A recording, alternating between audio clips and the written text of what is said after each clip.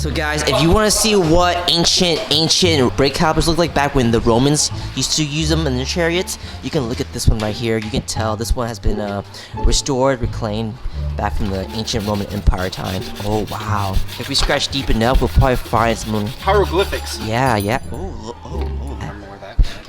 Bro, dude, I really like these rims. And now they're yours. These are the first wheels that I said, I want to buy those wheels. It's calling your name. It's calling my name. Okay, I'm just gonna take out that long head. And then Tyler was like, yeah, and then Tyler bought him. Yeah, dude. It's sick, bruh. Swooped him. Hey, Dad. After 1 year of talking about these wheels, Sean finally got them for his M3 and they're perfect. If you have a black car and have been on the fence about bronze wheels, this should help make up your mind.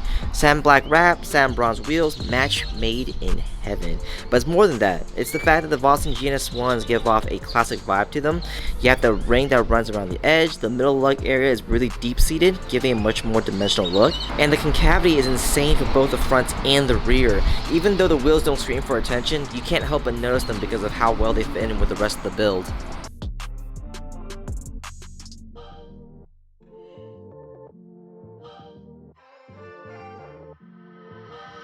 Here are some more bad Clearbra examples. And again, I'm showing you guys this more for educational reasons, just so you guys know what to look for in case... That's not true at all. It's just so you guys know what to look for in case you have these issues, so you know exactly what's right, what's not, and you can address it with your installer in case you have this also on your own car. As you can see, some problem areas here. It's lifting here, here, and there's like tiny... Oh my god, I didn't even notice this. It's jagged. The cut here is okay, but then when it gets to here, it's jagged. Oh my god, it's like teeth marks. All the brown, black stuff that you see is from dirt that's just collected over time, and unfortunately, that's gonna mess up the Clearbra because now you're dirtying inside of it, and you're also messing up the adhesive. Even if you were to clean that out and lay it back down, you're still gonna have this V line that you see, or this U line that you see, indefinitely. Only way you can get rid of it is really just replacing it. One of the things with template kits is that you have to make sure it lines up well. It doesn't line up pretty much anywhere. The parking sensor cutout doesn't even line up. Now that I'm looking at, none of the sensors line up. Like this one doesn't line up. The tow hook doesn't line up. None of it lines up. That one definitely doesn't line up. Again, I'm not making fun of the client or the installer. I don't care who installed it, honestly. I just want to show you guys this just so then you kind of have an idea what is considered acceptable as far as standard goes. A lot of people don't know what to expect, what's okay, what's not okay. So hopefully this gives you an idea. You can always talk to your installer before and get an idea before you actually schedule an appointment. So with this Tesla Model 3, we're going to be lowering the car. We're doing a lot of lowering on Model 3s, which is really cool. It's good to see the Model 3 crowd start to really get into the whole aftermarket modding, accessories type of thing. Okay. We're using iBox springs. iBox are really nice. We like those, so we're going to be using that.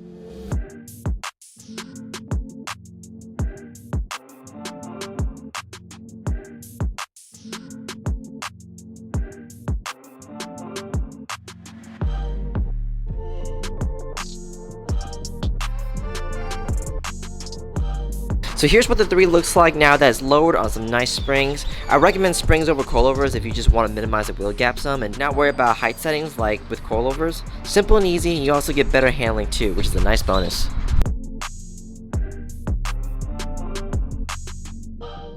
Oh, we got some brown boxes. You know what that means. Vossen wheels. Oh, that's pretty clean. Vossen CG-203, clean, simple 5-spoke V-split in a gloss gunmetal color. We've actually done this wheel before in red on an E63, and that was pretty cool. The CG series is characterized by the close geometry and elegantly confined patterns within each spoke design. Very fancy.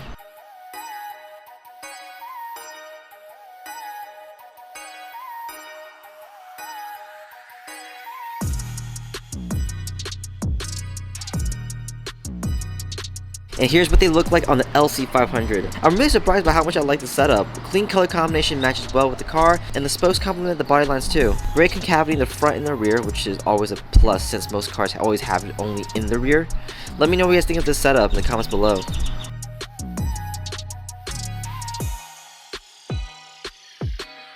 We got a big project with this Tesla Model Y. We're actually going to be wrapping the entire vehicle in Satin Guard. So the whole white that you see here is going to be satin once we're done with it. Since Satin Guard doesn't wash out the color of the car, you'll still get to see all these metallic flakes in the actual original paint. So it's really cool.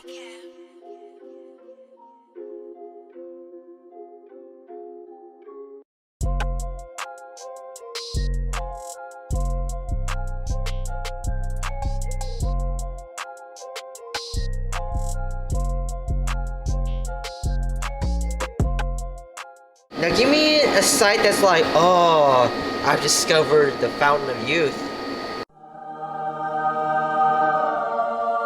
You're about to face a big challenge. Really? That's your look? That's the one. That looks like you're scared. Looks like I'm concentrating?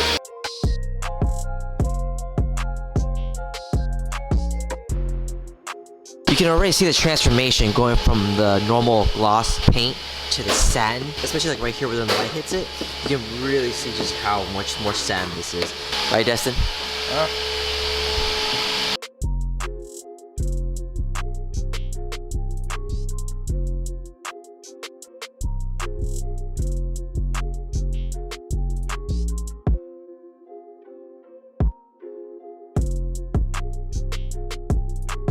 Another full Tesla Satin Guard project wrapped up. Satin Guard is definitely more subtle than black or any of the other colors, which makes it perfect for clients looking for something a little more classy and understated. Satin Guard has 3 finishes in the film itself.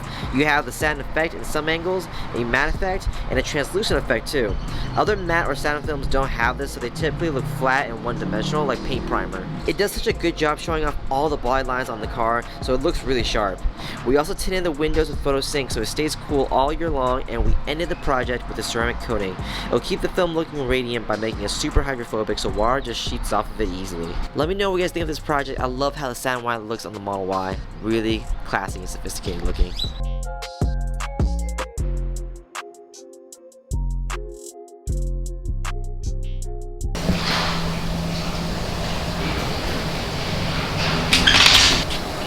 Alright guys, that's it for the vlog. I waited there the entire time that I took a dump. But that's it guys, thank you so much for watching the vlog. If you want to work in your car, so hit us up. The contact info is in the description down below. We will see you next time. So Sean guessed, it's on your, there's a tattoo on your back and it's an Ed Hardy style tattoo. Is he right about either one of those? Sean is way off about everything. He thinks that I got tattoos because everybody was taking their shirts off and had tattoos. I'm not Sean. I don't go on the next hype train. And I say you have a tattoo on your shoulder. You got a lot of pride in Texas. So I'm gonna say the tattoo has something to do with Texas. Like maybe the cannon, this is come and take it. Or because it's a butt tattoo?